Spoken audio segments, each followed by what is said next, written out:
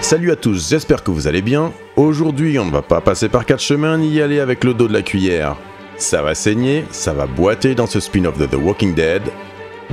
Alors, Daryl Dixon, on en parle ?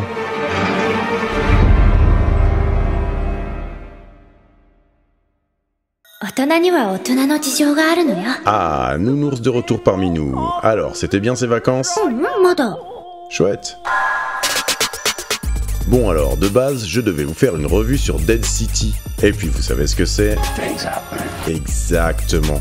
Une petite avant-première puisque la série ne sortira que le 10 septembre, ce qui va nous plonger dans d'insondables conjectures et autres hypothèses quant à la tournure que prendront les nouvelles aventures de l'amie de toujours de Melissa McBurd, ou devrais-je dire Carole Pelletier. Un événement qu'on ne tardera sans doute pas à connaître mais qui pour le moment reste mystérieux, a poussé Daryl Dixon à échouer sur les côtes françaises.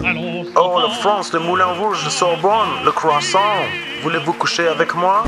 Non, calme-toi, je pense que ça va être moins glamour là. Toujours à la recherche de Rick, Dixon va rapidement croiser le chemin d'Isabelle, campé par Clémence Poésy. La jeune femme a fui Paris pour se réfugier à la campagne quand les affamés sont arrivés. Alors les affamés, les rôdeurs, les boiteux, vous l'aurez compris, on parle bien entendu de ceux qu'on ne nomme jamais comme ça dans la série, les zombies. Isabelle se présente comme une nonne. Ouais, une nonne avec un joli petit arsenal. Oh, des arbalètes. Ah, ça va lui plaire à Daryl.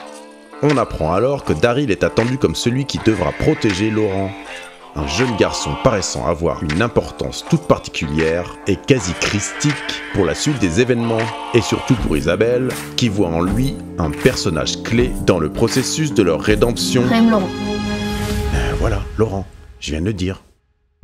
Mais c'est sans compter sur Janet et son homme de main, Gaudron, les antagonistes de l'histoire, qui n'auront de cesse, entre autres, de tenter d'éliminer... L'Américain.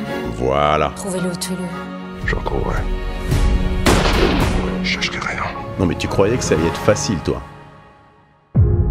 Les Américains ont débarqué une première fois en Normandie pour sauver la France. Il semblerait qu'ils aient débarqué une seconde fois à Marseille pour sauver l'humanité tout entière cette fois-ci. Le trailer commence par une très jolie interprétation au piano de Clair de Lune de Claude Debussy, ce qui donne tout de suite un ton romantique, au sens douloureux du terme. On assiste au passage d'une quête plutôt intimiste à une quête beaucoup plus épique, mais c'est sans doute également l'occasion pour Daryl de passer le flambeau au jeune Laurent. En effet, dans cette France post-apocalyptique replongée en plein Moyen-Âge, ayant tout de même préservé certains vestiges déchus de notre bonne vieille modernité, Daryl, qui pensait mener tranquillement son enquête sur Rick, devient malgré lui le messager d'une cause qui de prime abord ne le concerne pas, mais dont il va devenir un maillon essentiel en comprenant que l'avenir de l'humanité dépend de lui. Daryl réussira-t-il à mener sa propre enquête et retrouver les siens ? Qui est vraiment Laurent ? Qui sont ses assaillants ? Vous en saurez plus à partir du 10 septembre. On peut tout de même noter un casting de choix, Clémence Poésy, Adam Nagetis, Anne Chartier, et j'ai même vu passer un Éric Eboinet plus en forme que jamais. Voilà ce qu'on peut dire pour le moment. Alors dites-moi en commentaire ce que vous pensez de ce trailer, des premières images du spin-off Daryl Dixon et de The Walking Dead en général.